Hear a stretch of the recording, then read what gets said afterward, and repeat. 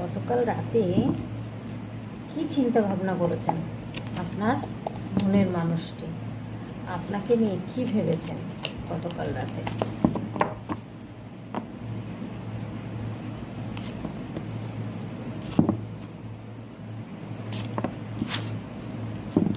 ওনার অনেক বড় স্বপ্ন, প্রচুর নেগেটিভ কার্ড আসছে। ওনার স্বপ্নটা বড়, ওনার অনেক এগোনোর ইচ্ছা, অনেক পাওয়ার পজিশন হয়তো ওনার আছে, সেইভাবে উনি এগোতে চাইছেন, কিন্তু মনটা কিন্তু পুরো নেগেটিভ, মনটা কিন্তু ভালো নেই। আর ওনার বুদ্ধিটাও সঠিক নয়।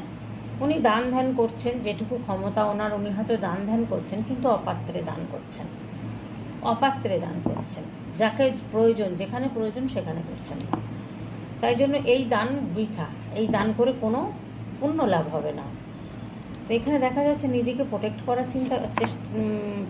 চেষ্টা করে যাচ্ছেন এবং খুব ফোর্সে আপনার দিকে আসার চিন্তা ভাবনা করছেন। দেখুন কত বিপদের মধ্যে আছে, প্রত্যেকটা কার্ড নেগেটিভ এসছে। ইউনিভার্সের কাছে উনি প্রে করছেন এখন।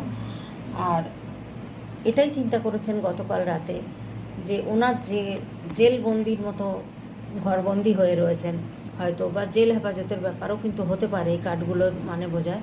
আর রাত্রে কিন্তু ঘুমাচ্ছেন না, সারা রাত কিন্তু যখনই ঘুমাতে যাচ্ছেন হয়তো আপনার কথা ভাবছেন বা কোনো উল্টোপাল্টা দুঃস্বপ্ন দেখছেন, দেখে কিন্তু উনি লাফ দিয়ে উঠে পড়ছেন। এরকম যাচ্ছে, রাতের পর রাত জেগে রয়েছেন, ঘুমাতে পারছেন না। তবে ওনার মধ্যে কিন্তু প্রচুর স্ট্রেংথ আছে, পাওয়ার পজিশন কিন্তু রয়েছে, কাউকে বুঝতে দিচ্ছেন না ওনার মনের কষ্ট। উনি কিন্তু চান অনেক বড় একটা জায়গায় পৌঁছাতে, সেই স্বপ্ন নিয়ে কিন্তু উনি এগিয়ে যাচ্ছেন। কিন্তু উনি এখন নিজের চোখ নিজে বেঁধে রেখেছেন, বেঁধে রেখে উনি চাইছেন না কোনো কিছু দেখতে, ইউনিভার্সের উপরেই শুধু এখন ভরসা করছেন।